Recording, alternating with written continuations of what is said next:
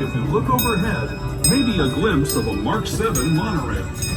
This is the latest version of the first daily operating monorail system in the entire Western Hemisphere, gliding above Disneyland since 1959. We're pulling into Tomorrowland Station right now. If you're leaving us here, just stay seated until we come to a full stop. Gather your belongings, including lightsabers and astro blasters, and step carefully from the train.